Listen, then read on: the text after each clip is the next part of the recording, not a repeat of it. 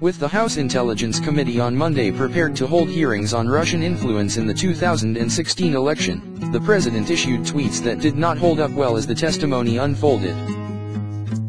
But in his opening testimony, FBI Director James Comey announced that a criminal investigation into possible links between Russia and the Trump campaign was indeed active and ongoing.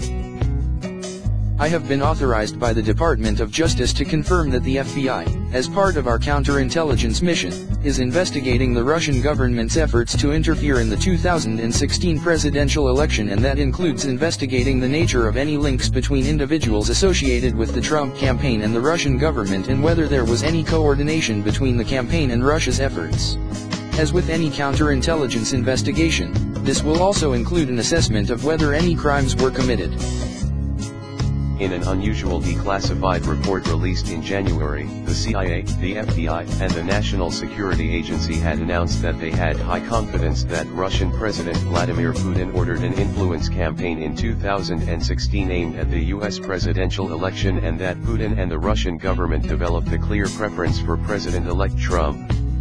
Comey's statement was the first official confirmation that activities of people associated with the Trump campaign also were being investigated.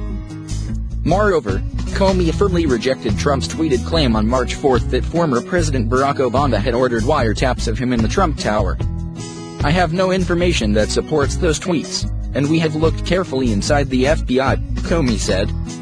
"The Department of Justice has asked me to share with you that the answer is the same for the Department of Justice and all its components. The department has no information that supports those tweets." Comey made it clear that no president on his own could order a wiretap. Such an action must be approved by a judge.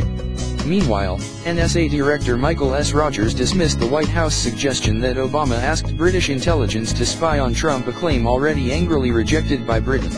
Rogers confirmed that such a request would be a violation of U.S. law, and that such a claim by Trump clearly frustrates a key ally of ours.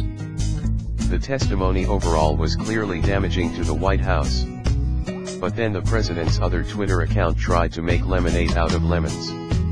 This was a strange claim, especially because if you watch the video, Rogers makes clear that, when asked about whether Russian cyber actors changed vote tallies in Michigan and other states, he replied, "I would highlight we are a foreign intelligence organization, not a domestic intelligence organization.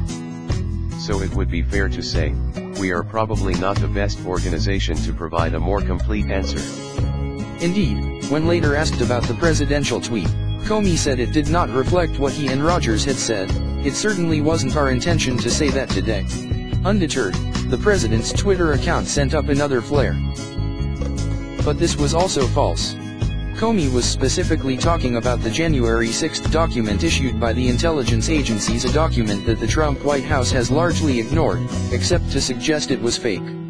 Former Director of National Intelligence James Clapper later issued a statement saying it was in the best interest of all Americans to investigate possible Trump-Russia ties.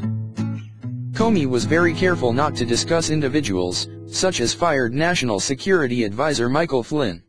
He noted that the listeners were not to draw any unwarranted conclusions from his refusal to comment. But apparently his warning fell on deaf ears at the White House.